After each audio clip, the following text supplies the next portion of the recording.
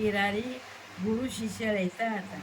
નદીએ સ્નાન કરવા આવતા ભાવિકોને તેઓ બોધ આપતા અને તેમના તરફથી જે કાંઈ દાન દક્ષિણા મળે તેમાંથી પોતાનો નિર્વાહ ચલાવતા હતા. એવામાં અધિક માસનું આગમન થયું. પવિત્ર પુરુષોત્તમ માસની પધરામણી થઈ અને ગામના લોકો નદીએ નહાવા આવવા લાગ્યા. આવી રીતે રોજ ટોળાબંધ સ્ત્રીઓ પુરુષો સ્નાન અર્થે આવતા. તેથી શિષ્ય વિચારમાં પડી ગયો કે હમણાંથી આટલા બધા માણસો કેમ નદીએ નહાવા આવે છે.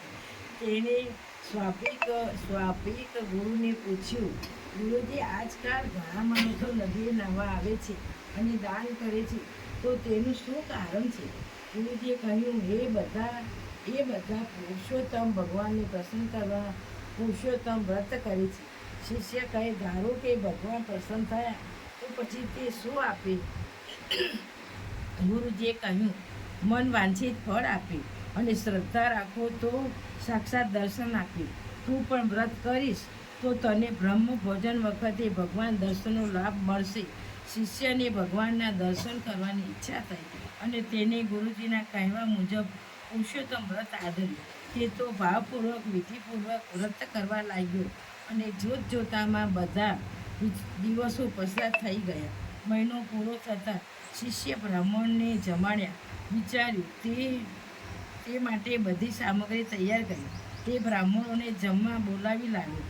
એક બાજુ રસોઈ તૈયાર થઈ રહી હતી, બીજી બાજુ બ્રાહ્મણો ગુરુજી સાથે સત્સંગ કરતા બેઠા હતા. ચેલો બધાને જમવાની તૈયારી કરી રહ્યો હતો.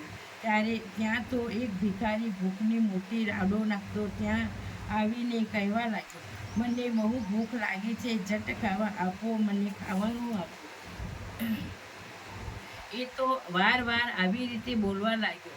આથી શિષ્ય તેને ધમકાવવા લાગ્યો અને બીજા બ્રાહ્મણો પણ દોડી આવીને તેને ઘાટા પાડવા લાગ્યા. પણ ભિખારી જાણે કોઈનું ન સાંભળ્યું તો હોય તેમ હઠ કરીને ઊભો હતો. સૌનું ધ્યાન તેના તરફ હતું. આ તો પુરુષોત્તમ ભગવાન સ્વયં ભિખારીનું રૂપ ધરીને ચેલાને દર્શન આપવા આવ્યા હતા.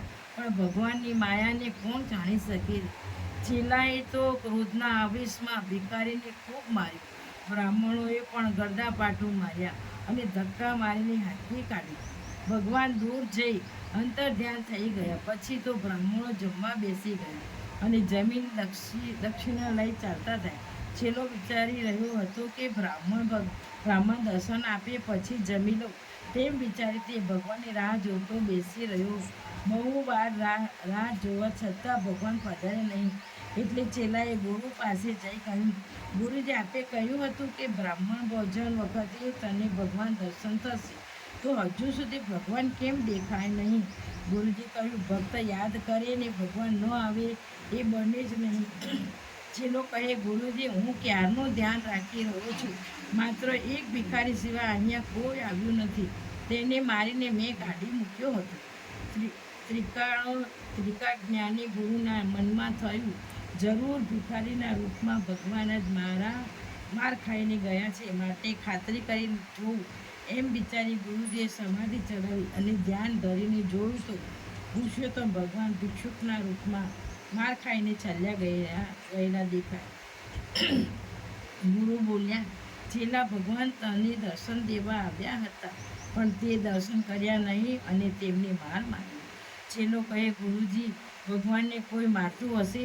અરે, ભગવાનની પૂજા માટે તો મેં બધી સામગ્રી તૈયાર રાખી છે. ભગવાન અહીં આવ્યા જ નથી ને? આપ ભગવાન આવ્યાની વાત કરું છું, પરંતુ તે મારા ગળે ઉતરતી નથી. ગુરુજીએ કહ્યું, ત્યારે તને ખરી વાતની ખાતરી કરાવું. આમ કહી ગુરુએ શ્રદ્ધાપૂર્વક પુરુષોત્તમ ભગવાનને પધારવા વિનંતી કરી. તુરત જ ભગવાન ચતુર્ભુજ રૂપે ત્યાં પ્રગટ થયા, પરંતુ દેહ ઉપર મારનાર સોળ ઉઠેલા દેખાયા હતા. કપડાં પણ ફાટેલા જણાતા હતા.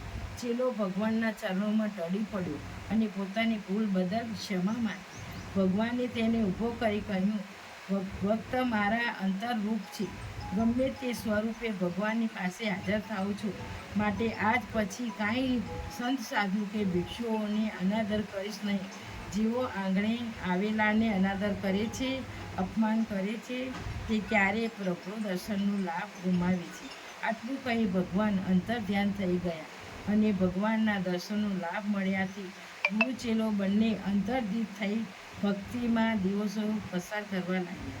મનવાંછિત ફળ મળે, સાક્ષાત દર્શન થાય, પુરુષોત્તમ આરાધ્ય ભાવસાગર પાર તરાય. પુરુષોત્તમ માસમાં વ્રતનો પ્રભાવ એવો છે કે ભાવિક જે ઈચ્છે તે તેને મળી શકે છે અને તેનું કલ્યાણ થાય છે. બોલો શ્રી પુરુષોત્તમ ભગવાન કી